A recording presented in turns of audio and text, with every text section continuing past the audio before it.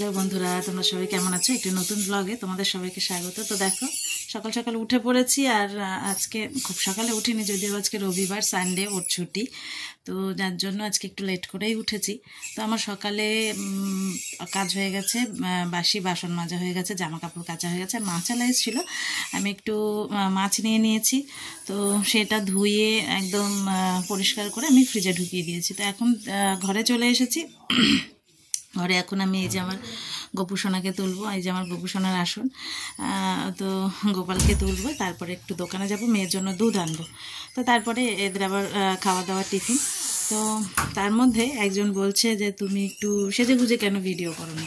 তো আমি তাকে এটাই বলতে চাই যে আমার আজকে যেমনি এখন 9টা বাজে, আমি একটু দাঁড়িয়ে তোমাদের সাথে কথা বলতে পারছি, কিন্তু অন্যান্য দিন যেদিন ওর কাজ থাকে সেদিন আমার 1 সেকেন্ডও সময় থাকে না যে আমি একটু কোথাও দাঁড়াবো।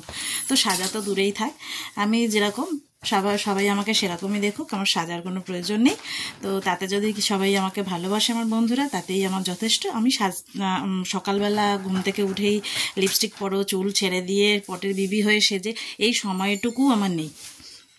তো আমার দরকার নেই, আমি যেরকম আমাকে সবাই সেরকমই দেখুক, তাতেই আমার হবে। তো চলো দেখতে থাকো, আসছি। এ দেখো, আমার টিফিন করা হয়ে গেছে, এই যে আমার খাওয়া হয়ে গেছে, এখনও খাচ্ছে। তো এখন আমি যাব রান্না করতে। রান্নাবান্না করিনি, কারণ রবিবার দিন না রান্নাবান্না করতে একটু দেরি হয়ে যায়, মেয়েকে খাওয়াতেও দেরি হয়ে যায়।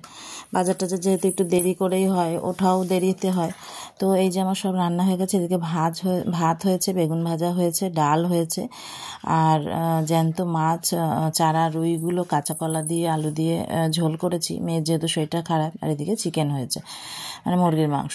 তো এই দেখো রান্নাঘরের কি অবস্থা, এখন আমি এইসব পরিষ্কার করে নেবো। কিন্তু তার আগে না মেয়েকে স্নান করে খাইয়ে, ওর বাবা স্নান করে দিয়েছে, আমি তার আগে ওকে খাবারটা খাইয়ে নেব।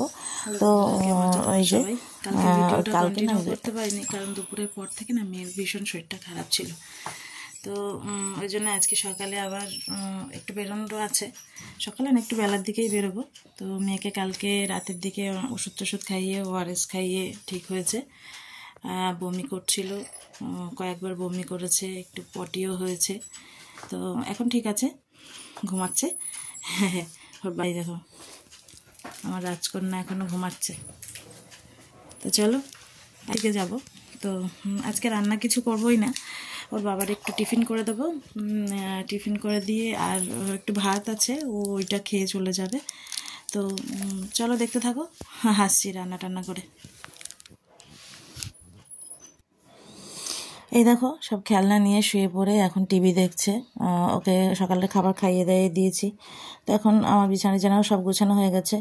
তো এই যে রান্নাঘর গোছানো হয়ে গেছে। আর যেখানে যাওয়ার কথা ছিল সেখানে যাওয়াটা ক্যান্সেল হয়েছে, তার জন্য আমি আবার এখন মাছের ঝোল আর ভাত আমার হয়ে গেছে, মাছের ঝোল বসিয়ে দিয়েছি। তো মাছের ঝোল, পাতলা করে মাছের ঝোল আর ভাত করে নিচ্ছি, কারণ সকালে তো রান্না করা হয়নি, এক জায়গায় যাওয়ার কথা ছিল। তো দেখো আমাদের খাওয়া দাওয়া হয়ে গেছে, এখন মানাকে ঘুম পাড়াবো। তো চলো দেখতে থাকো, ভালো লাগলে লাইক করে, শেয়ার করে, কমেন্ট করে, অবশ্যই চ্যানেলটাকে সাবস্ক্রাইব